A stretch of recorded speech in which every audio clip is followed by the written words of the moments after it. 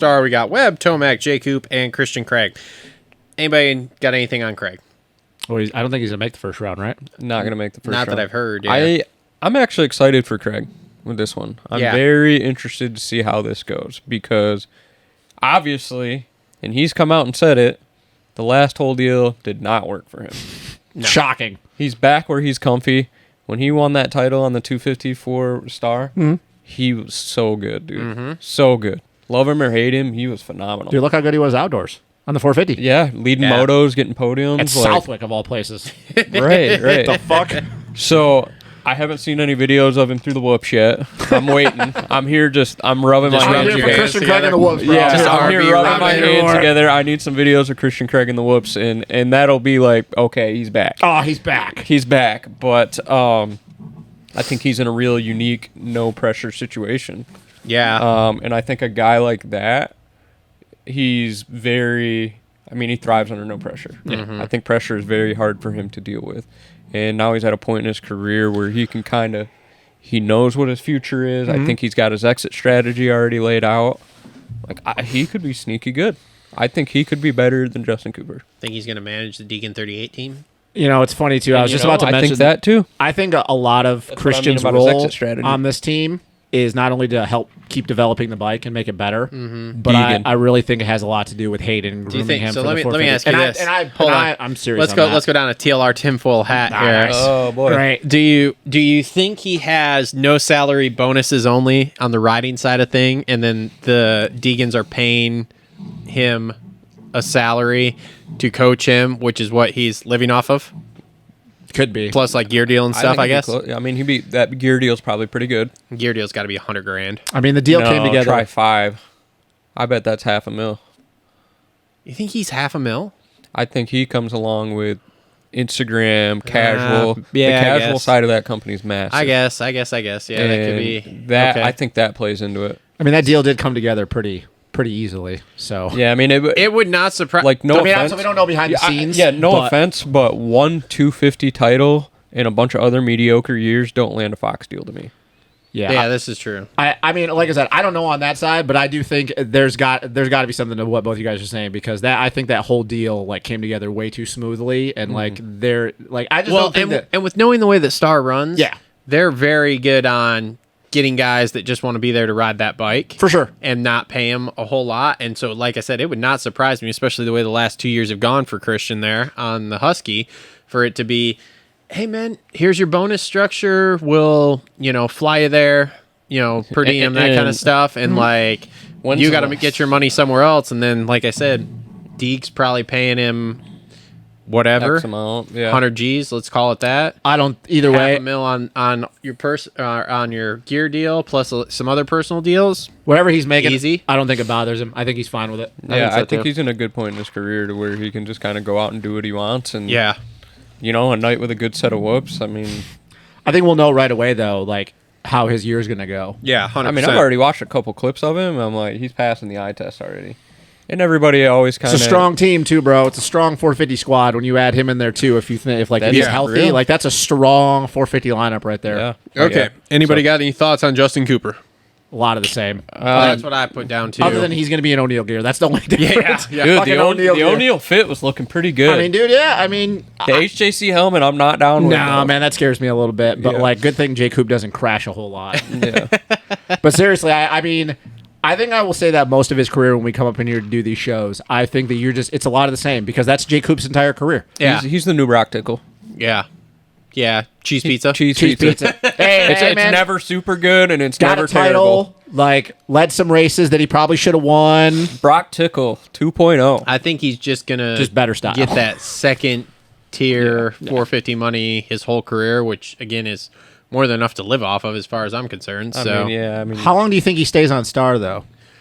Ooh, great question. Or, I guess you could answer, how long do you think he keeps getting factory rides? Because obviously we know that what he's doing is good enough, but how long do you think that's going to go? He could probably stay at Star for a while here. I think he's a factory guy his whole career. I think so too, because I think his finishes are going to, because he's going to top 10. He's going to get a couple of podiums this year? Yeah, a few podiums. He's going to be fastest in practice at 1 or 2 rounds. And he'll always knows makes Bobby Regan happy. In the top 10 in the 450s the entire year. Yeah, I don't think there's so ever. I think it just justifies that second tier 450 money.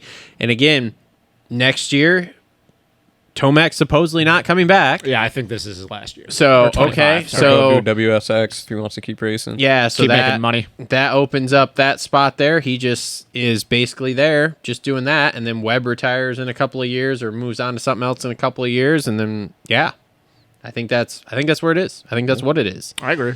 So I don't necessarily see him leaving Star because I don't think he wants to.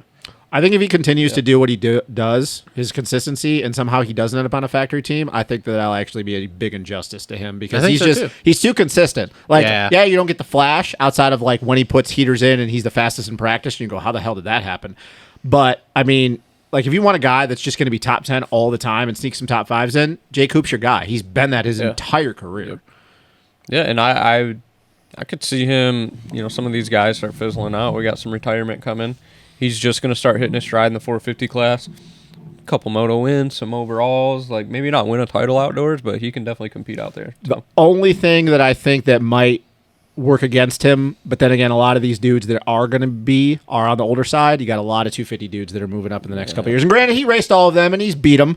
But we got a lot of 250 dudes that we know that, like, if they end up on a solid team, like they're also going to be. There's going to be a lot of talent backed up. That's why I think they need to really take another look at the 250 class to have some career 250 guys. There's a lot. Like right now, man. Like I don't remember. You got something to say? Worst finish last year was a 14th at San Diego in the mud. I was about to Outside say of that, 11th in Glendale, and everything else was. And Glendale was a triple crown, top so 10. like you could. everything else was top You 10. can't ask for much more out of a rookie. But yeah, you get some of those 250 dudes that go, and he made every single round. Yeah.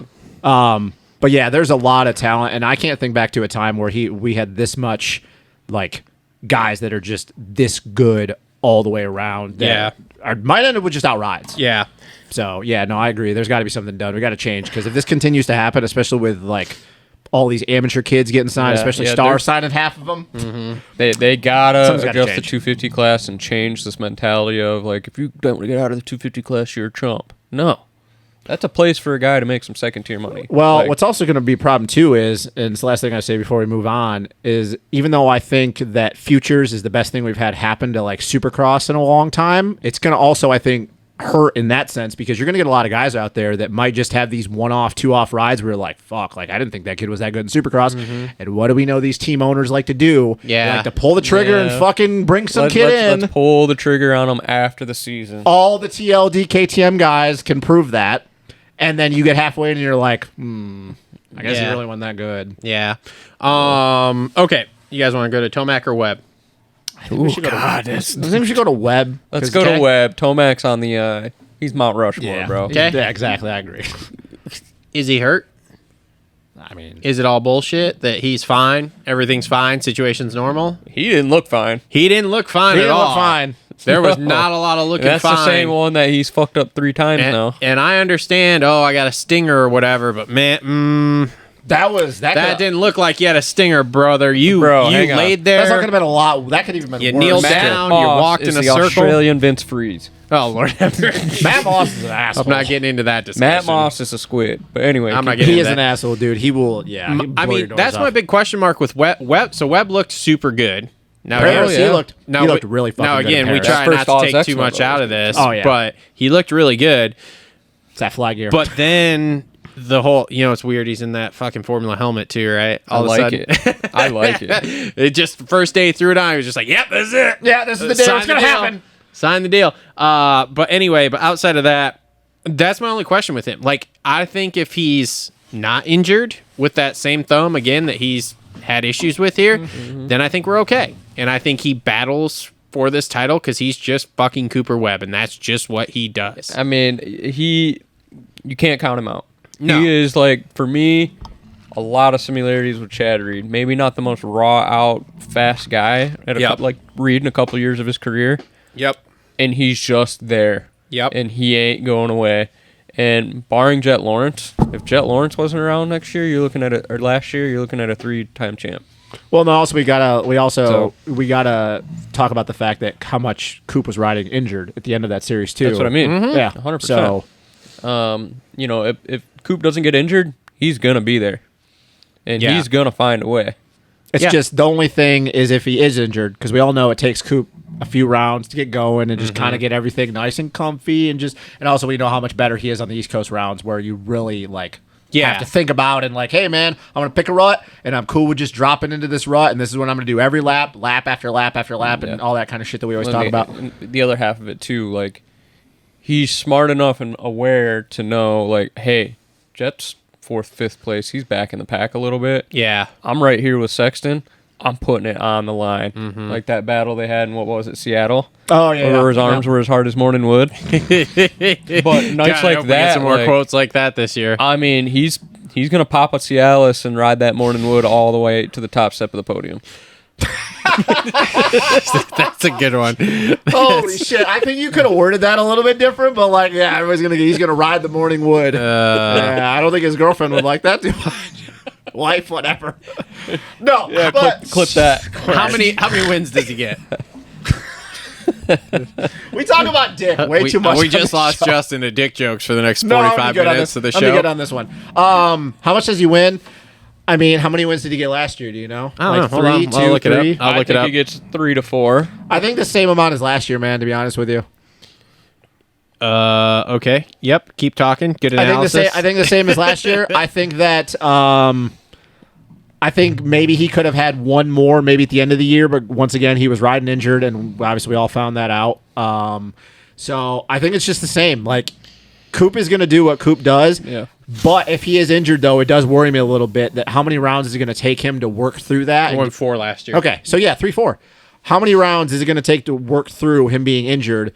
Because, if we don't have Mudfests and Jet, or whoever starts popping off some wins, it's not going to matter. We get halfway in or we get to round 5 or 6, whatever it is, Arlington or, Daytona, and if Coop's 20 points down because he rode injured for the first 3. Right. I'm going to give him 2 to 3. Is where I'm going to go. Yeah, I originally had 1 to 2, but I'm going to go 2 to 3. I think it's just a because respect point at that point. Yeah. He just has that grit in him to be able to do it. Because I'm going to be a little harsher on a couple other people coming up here, but I hope he just doesn't fuck with Jet though. I hope he doesn't get this, Oh, he's going to. But I like that. If he's in the realm, he's going to try to mind fuck him dude, he does it all the time. But and that's part of Cooper Webb's charm, dude. But I think you should realize it doesn't really. That's his brand. That's his brand. It's on brand. Yeah, I mean, he realized it didn't work with Eli. I think you should probably realize it hasn't worked with Jet. Talk shit, but I'm not going to hit you. None of these kids would hit anybody. I don't know. Brees ain't scared. Brees was about to hit old boy in the parking lot. Kyle Peters? Yeah. Well, did you see Heath Harrison? That image of Heath Harrison just looking like he was about to rip his head off, though? Arena Cross is delivering. Maybe we can hit on that during halftime. I like Brian Brees, but I think Heath Harrison fuck him up. All right. Eli Tomac. Oh, dude, I'm ready for this year. I'm ready. I'm ready for 25. He's coming in 100%. Oh, and dude, he looked good. He's ready for it. He's on a wave of momentum right now. He's cock locked and ready to rock here. Oh, he's ready for that. Tell you. I watched an interview with him that Swap did the other day. All day long. I didn't watch that. Oh, I watched that. He's in Florida. So let me tell you this. So here's just a wasn't it the press issue with Star? Yeah. I mean, he's got. He's there till A1. So tell me that motocross and supercross in California is dead without telling me it's dead. No one's in California right now. Everybody says that. It's like all the privateers are the only ones that are in. So and maybe Anderson, but he's probably going to be going to club soon. So yeah. So when Eli said that the other day that he's in Florida and not in California, I went, oh, he's never in California anyway. Yes, he is. He's always Colorado pre. He goes 3 weeks before. That is what he has done. He hates every moment of it. He rents a house. He goes 3 weeks before. I've watched this for the last several years. He's out there for 3 weeks because he goes to Hemet or whatever, but everything's fucking... I mean, that Hemet's still open, but I think everybody's fucking nervous that everything's going to close at any given moment, especially as we're kind of seeing. So, yeah. Now, that being said, he is coming in 100%, ready to rock. I think he wins a couple. I think he takes it to Jet in a couple races. I think so, too. I think he's got a newfound motivation to not end his career on the note that he ended his career on. Theoretically ended his career, but he's back. Yeah. So, that guy's Jet Lawrence. Like, he's like, I feel I can beat this kid, and this kid isn't what everybody says he is. Yeah. I think he's got a chip on his shoulder. He won't come out and say it. Yep. But it just, I just have that intuition that he does. Oh yeah, and I think it irks him a little bit. I will say, in listening to that interview, this may be the retirement from U.S. Supercross, but I'm not sure this is the retirement. Period. No, he goes to Worlds, Australia, He cleans up riding 50%. was talking about how much he liked riding these and going Not as different much places. pressure. Not as much pressure. And he's never been a world traveler type person. No, but he's into it now. No, yeah, that's what I mean. He's in the he's twilight of listening his to that. career. one little taste of it. It's like, He's I want to very see as into much it. of the other part of the world as possible. I mean, dude, you could even go back to the 250 days or the first year when he went on the 450 when he was at Teushental for MX of Nation when he had that crazy get off. And then the next year when he went to Kegums in Latvia, like him being overseas back then, before he had the wife and kids, you could watch interviews with him or even just videos of them testing, and he looked fucking miserable. He's like, dude, this is not me. Like, I don't like doing this, which also goes back to way back to the amateur days, why they never did the whole, I'm going to do every fucking qualifier. Like, he liked to stay within his little realm with John and his mom, Kathy, and he didn't like to go out of it. Well, now he's at the twilight of his career, and he's like, look, man. But now like, him no and pressure. John are world travelers, Yeah, bro. world travelers, bro. Like, I don't give a shit. yeah, I'll go to World Supercross and ride it.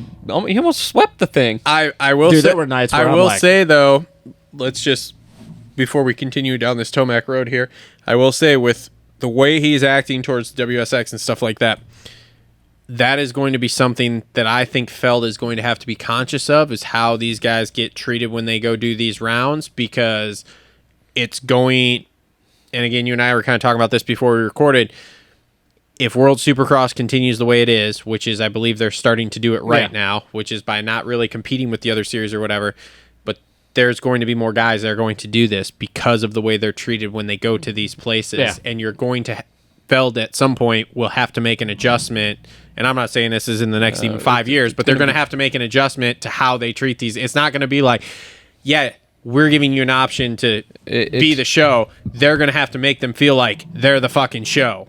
But it's Feld and the OEM as well. Yes. The OEM, yes. like, Feld and OEM don't work with these riders, and WSX continues to go on the path it's going. Yeah. You might as well kiss a factory team goodbye, because no guy is going to sign up. No. That guy's going to go to Club MX instead. That guy's going to go to your Reeves team, because look how strong that team's looking right now. Guys are going to start going that direction. And it might be the death of a factory team unless they make a change. So. Yeah, maybe. Like I said, just in listening to the way that Tomac talked about this, because Tomac is a guy that if you'd have asked me 2 years ago, how's his career going to end, he'll probably win the titles and then just boom, off to the sunset or whatever. Not, hey, he's going to do this last year of SMX and then go, you know what, I could do a couple of years of WSX, because how's that going to look here? Like, what is the rhetoric going to be about that if you see him literally say, like, hey, I'm out on the American Supercross motocross series, but I'm going to go do this 4 or 5 round Supercross series over here for the next couple of years. That's a weird look, in my opinion, because we haven't seen that, right? Like, Ricky didn't fucking do that. James didn't do that. Brayton kinda has been doing that, but again, Brayton's popular amongst the hardcore fans, but he's not. He ain't a Ricky Carmichael or an Eli Tomac. So I also think you're going to see Eli show up at some GPs that he's always wanted to do. Some of the sand tracks like Lommel and I don't know. Valkenswaard. Maybe. I would love it. I would love it. I haven't heard that per se, but well, I'm saying if he goes down the path that you're talking about, where he just does like, hey, I'm gonna do the WSX and maybe I'll do some stuff like that. The Like, thing I think with Star the- Yamaha, he can do it. yeah, and the thing I think with the WSX though is that he does.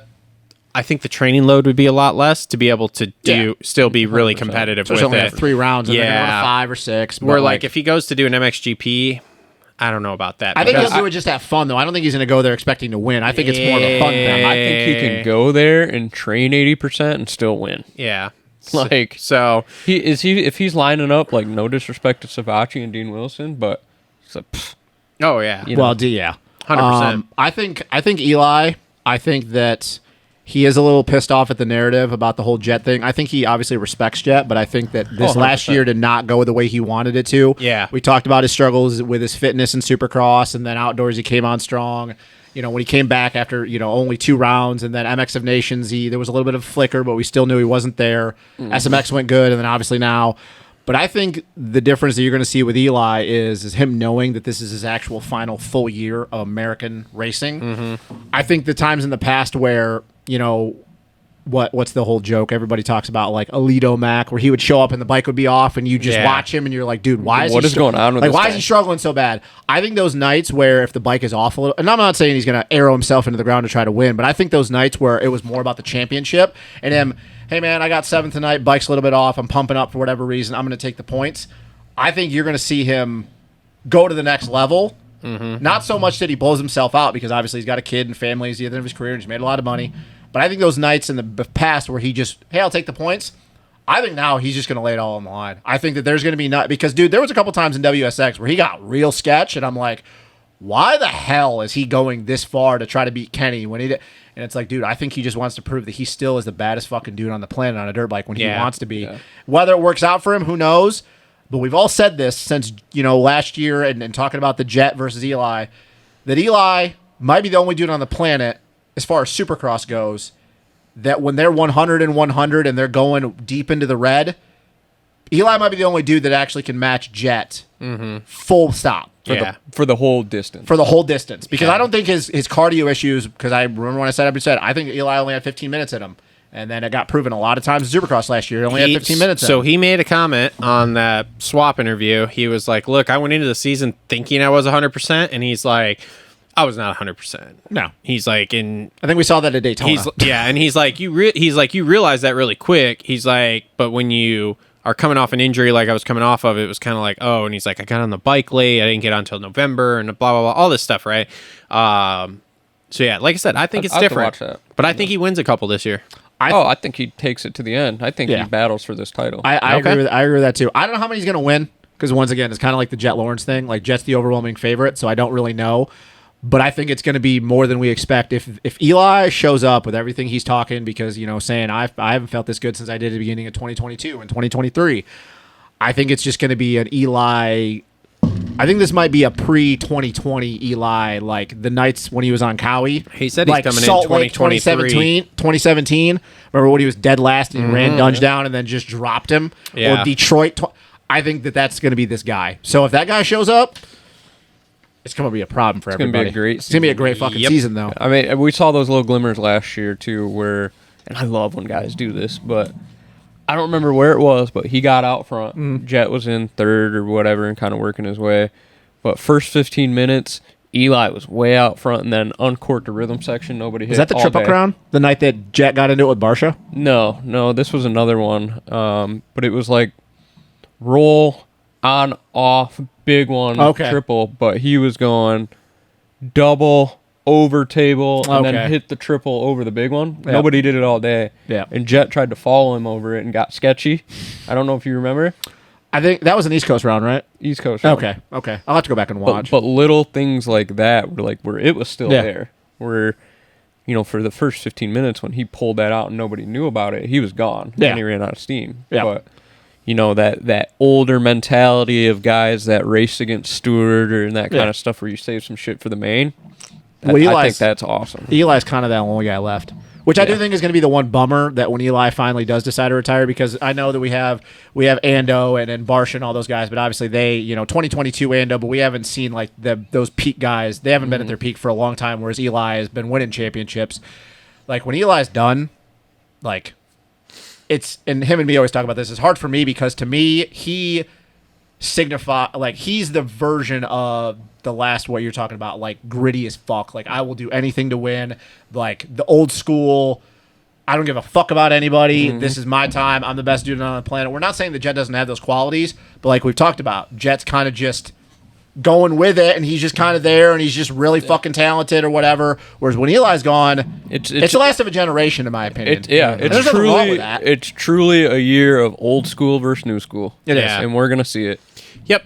So especially when Eli starts doing the thing with his neck or whatever he fucking does. No, I know he's pumped when he's on the woodpecking on the podium, dude. What the fuck is this? Oh, that's when you know he's pumped. That's when you know he's pumped. How'd that heat go for it? Man, it was great. Really good. Like, yo, bro, I I got to start. It was fucking good. Yeah, the motorcycle's working. Motorcycle was great, man. Really pumped He never here. calls it the bike. It's the motorcycle. It's the motorcycle. Star Racing Yamaha. Yeah. Yeah. Bro, do you got a kink in your neck? Like, what's All right. wrong with you right now? Dude, he's fucking funny, man. He's low-key funny. Yeah. I I wish you'd see love more. this version of Eli. Oh Like, yeah, this we version's didn't. great. we But didn't see again, it. there we go. You went from loved to hated. Yeah, exactly. Living, It's to like living RV. legend. Yeah, I'm gonna have to show you a video, but it's Duffy. I think it's Duffy, right? Yeah. Yeah.